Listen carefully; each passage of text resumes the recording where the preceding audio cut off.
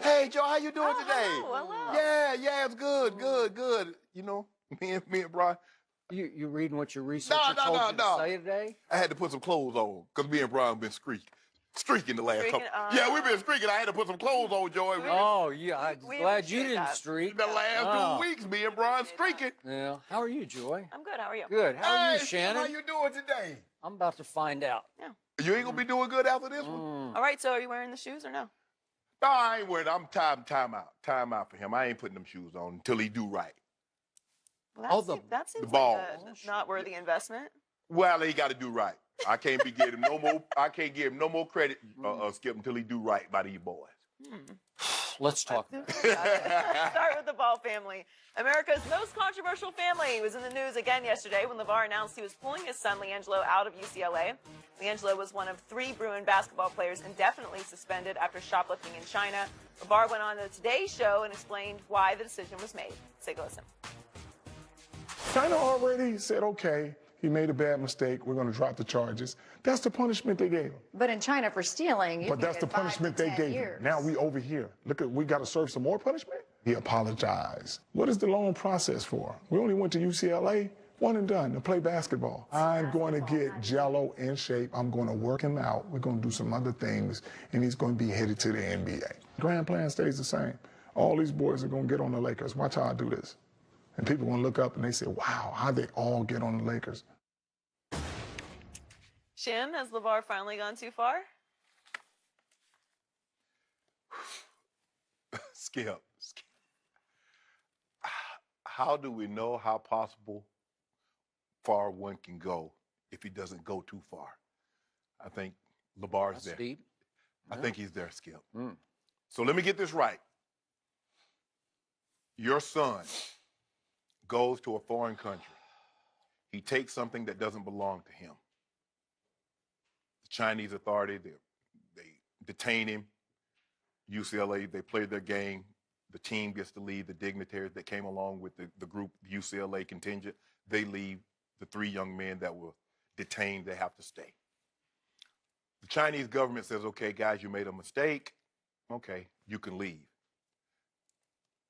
LaVar thinks that should be the end of it. He's saying since they dropped the charges, we're free and clear. UCLA said, no, you still committed an act. Although the charges were dropped, that doesn't mean that this goes away. You got to serve some punishment here. You embarrassed us. You were you were flying along. We were part of our contingent. We deemed that what you did was wrong, and we're going to punish you outside of what they did, which is well within their rights. See, Skip, here's the thing. You like Empire. You watch Empire, right? Let's look at this as Empire. LaVar Ball is Lucius. What he needs to realize about LiAngelo is that he's Andre. Lonzo and LaMelo, they're Hakeem and Jamal. Andre is going to have to go into the family business. That's true. It's okay. Yeah. It's okay. It's not shaping up for him. And I'm reading what Wojnarowski said. He's not on, the middle boy is not on anybody's NBA radar, Skip. Has never been. I don't think he's draftable. They said it would be even hard for him to get into the G League, Skip. Yep. The D League. Gatorade take it over. I know. But it's hard for him to get into that. And what LaVar is trying to do, Skip, and I knew this was going to be the problem all along. LaVar he's teaching his kids that you can escape consequences. Okay, the head coach comes into the Chino Hills. He says, Melo, you're not going to be allowed to shoot 50 times. What does LaVar do? Pulls his son out of school, questions the guy that's the head coach. Because he tells your son he can't shoot 50 times a game, now you question him, you homeschool your kid, well within your right. Skip, you know what? And I've said this long before. I'm not going to tell him how to raise his kids. Maybe he's raising his kids. He's raising them how he wants to. Yep. Maybe he's exploiting them now. I don't care if he pulls them out of school and have them work at a convenience store. Those are your kids. But I do believe this in all sincerity, Skip. There will come a time that these young men will grow up and say, you know what, Dad? You've taken us far enough. We're going to go it alone from here. You're still going to be our dad. But, Skip, this is too much. This is ridiculous. Because they dropped the charges, UCLA's supposed to say, okay. if you do said actions, you should be more than gracious accepting said consequences. I notice what people always say petty, shoplifting. Only the person that's committing the act says it's petty. Ask Louis Vuitton if they thought it was petty. Person that's getting taken advantage of doesn't think it's petty. He committed the act. If you don't think he did anything wrong, LaVar, there's something seriously wrong with you. He should be held accountable for his actions by UCLA because he was enrolled in that school. And if you didn't think UCLA could get your son prepared for the NBA draft or the NBA, why the hell did you send him there in the beginning? Why did you have them waste their time coming back and forth to your house if you didn't think they can get the job done? This is your way of, hey, you won't let me play. You know how you do on the blacktop. One guy has a nice ball. As long as he's getting selected, he's going to stay there and let you play with his ball. The minute he doesn't get selected, guys, I got to go home. And that's what LaVar is doing. Since LiAngelo can't get an opportunity to play until maybe 2 or 3 months, I'm taking my kid and going home. That's what LaVar is saying. And it's a shame. It has become a terrible shame.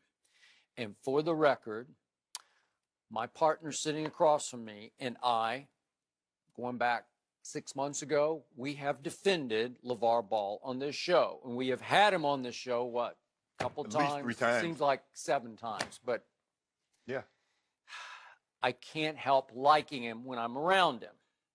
And I'm going to say this one last time.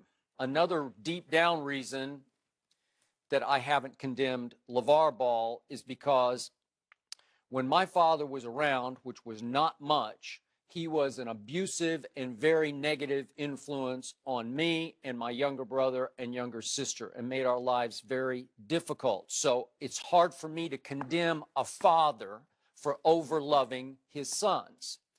But I will criticize LaVar Ball today for overloving LaVar Ball because that's what's happened here.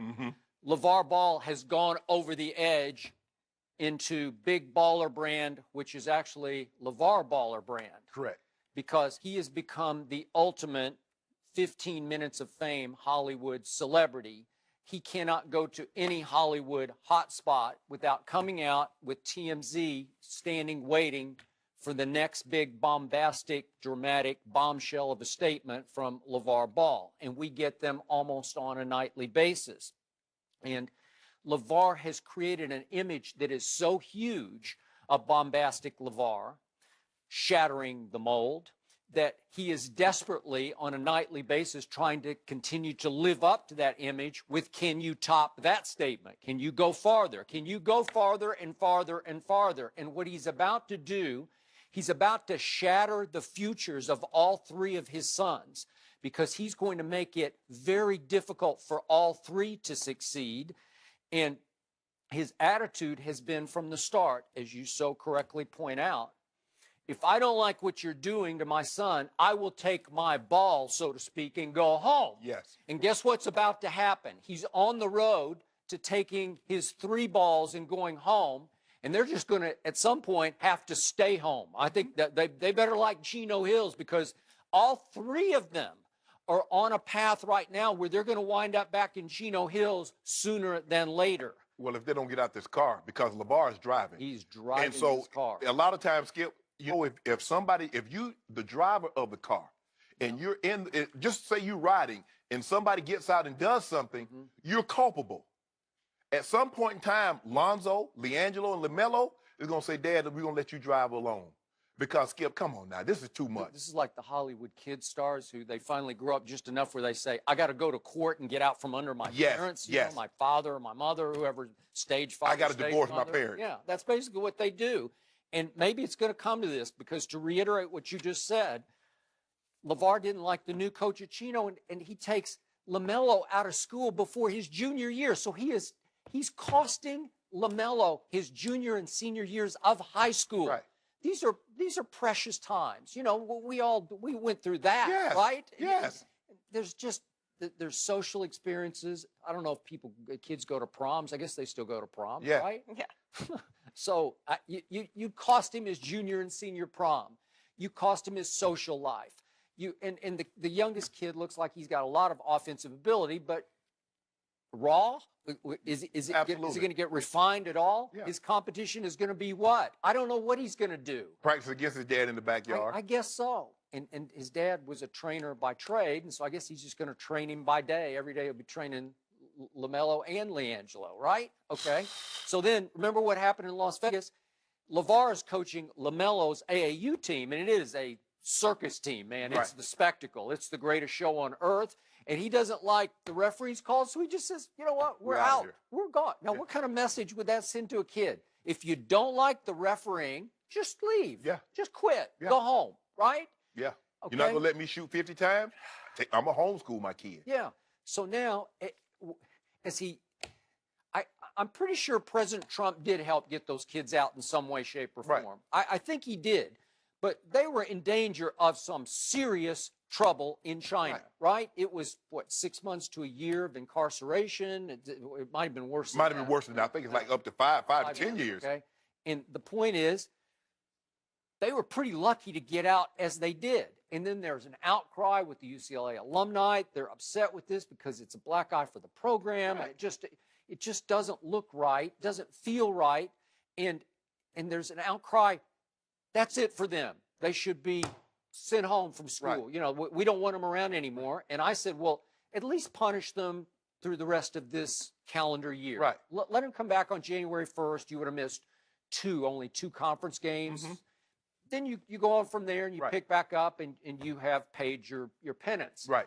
Well, now LaVar is saying they've punished his son too much? Really? What's happened? I don't know. Did he think he'd just be reinstated away? That's what he thought. He thought because they dropped the charges, so UCLA says, okay, they didn't get charged with anything, so they're free and clear. But UCLA said just because they dropped the charges, that doesn't remove you from the act. We know what happened. Yeah. And because they dropped the charges on our end, Skip, not only are you going to college to get an education, they're also supposed to teach you life lessons. And this life lesson here is you're accountable for your actions. Yeah. And if you're big enough to take, big enough to do the action, the consequences that comes along with that, you should accept. That's what I don't get about LaVar, Skip. He doesn't understand. Skip, if I were to do something, and FS1 and Fox, police dropped the charges. But I did something not so egregious that it was fireable, but they said, okay, Shannon, we're going to suspend you for 2 weeks, or we're going to suspend you for a month. Okay. I don't get to come to them and say, well, the charges were dropped. Mm-hmm. Yeah, but you did the act. So that's not absolving you from anything. You got to be held accountable from our end. Okay, the judicial system might be done with you, but FS1 and Fox are not done with you. Mm-hmm. Okay, I get it. I'm not trying to skirt that. But LaVar is trying to say, well, they dropped the charges. Let me get this. It was over there. It happened in China. So once we get back to the States, we free and clear. Mm-hmm. Skip, it doesn't work like that. And LaVar, and think about it, Skip. The Lakers have changed their media policy, trying to avoid LaVar Ball and all this bullshit that comes along with him. Yeah. He's not going to be satisfied. I know it's a public place, but you watch. I give it another couple of months. LaVar Ball is not going to be able to go to Staples. But you see what the media does? Skip, it's our fault. It's like ourselves and CNN and NBC and ESPN, because we gave him this oxygen. We gave him this platform. Yeah, I can't condemn the media because he became a big story. It's hard not to. By saying what, Skip? His son was better than Steph Curry. Yeah, but he had the second pick in the draft. So that put LaVar. Lonzo put LaVar on the map. No, Skip, that's the only credibility. Skip, he was in college. Yeah. Lonzo was in college. Wow. We didn't know. I mean, we could say, well, yeah, we've seen a lot of guys that we thought were going to be this and that. But it was him. And how did he come into our vernacular, Skip? He said his son, who was a freshman in college, was better than a two-time MVP. No, he talked his way into a household name. He said, if you put my son on Golden State, they're going to still win. You put Steph Curry at UCLA, the current Steph Curry. Okay, before we leave LiAngelo, remember, the middle son, by all accounts, does not have NBA talent. He's Andre of Empire. So the middle son got a free ride to UCLA, which is a really good school. Yeah. In a really nice place in Westwood, California, on the west side of Los Angeles. This is the one who needed to stay in school probably all 4 years and see if he could work his way into being maybe not draftable, but walk-onable, where somebody would let him come to camp.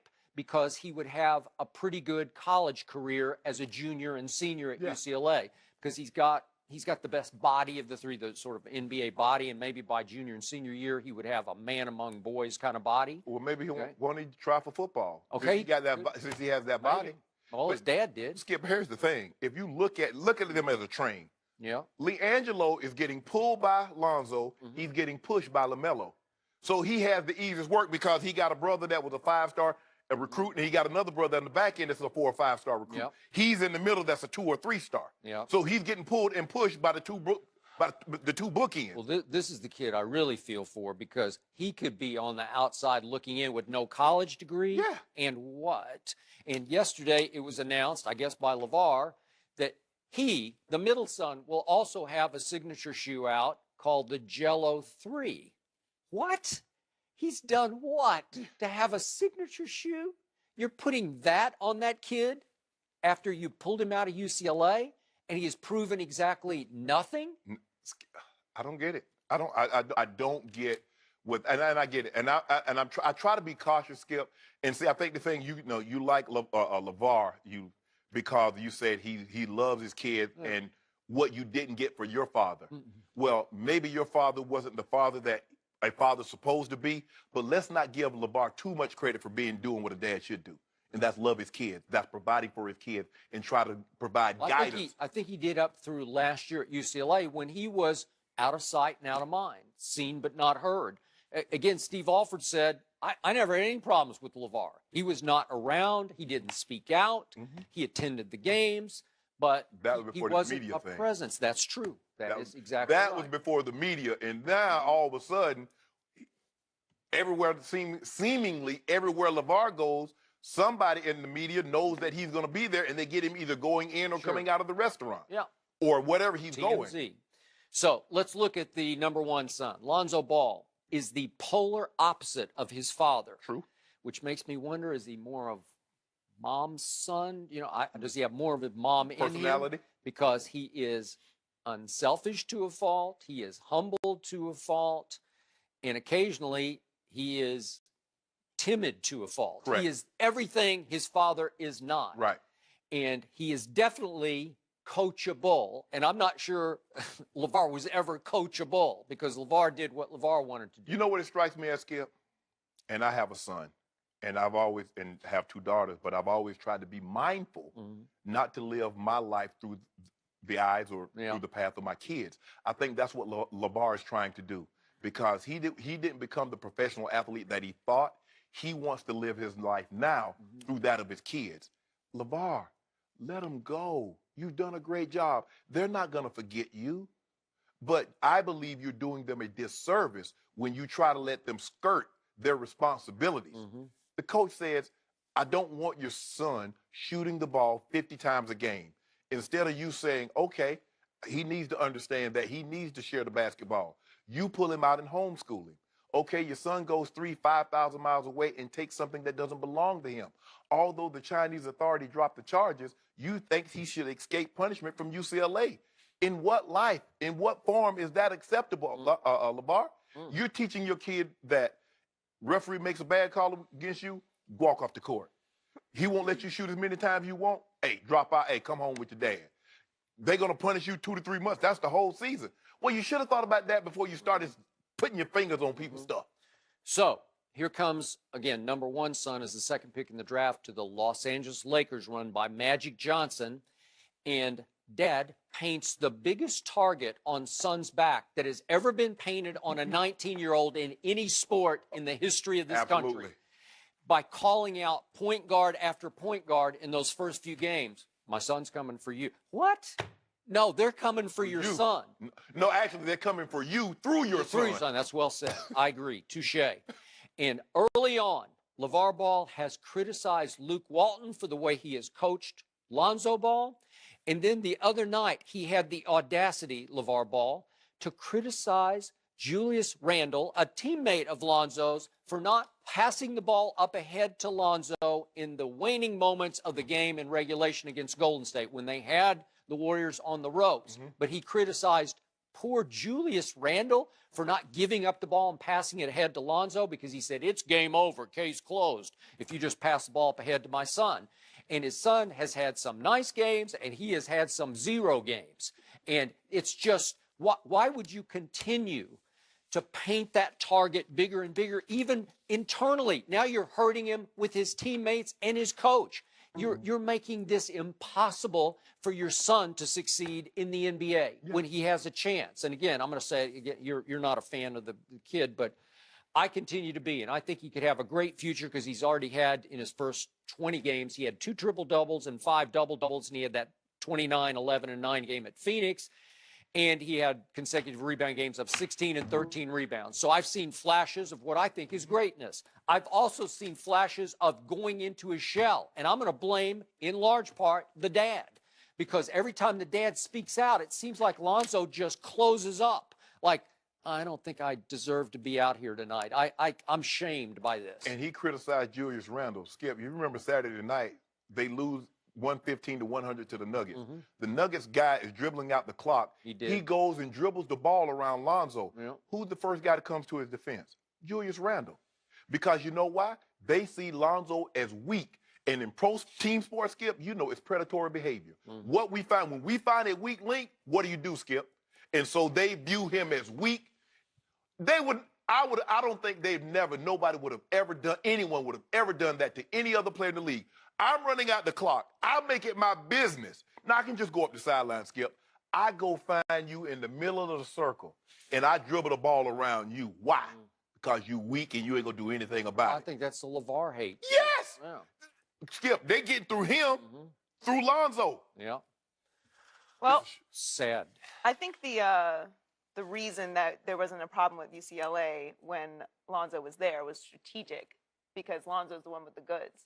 So if he He's has got the credibility, then I he agree. creates LaVar's situation. did. Like Yep. him being as good as he is what allows LaVar to exist. But I will say though, not to pass the buck or anything, but if people weren't talking about LaVar, we wouldn't be talking about LaVar. Yeah. It's a hand shaking hand situation when it comes to like giving him a platform.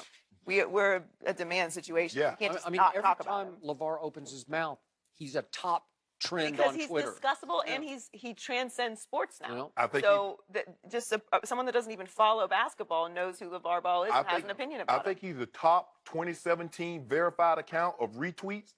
I think he's the highest. Yeah. I've just got to open a new account in 2017. He has that X factor. Should have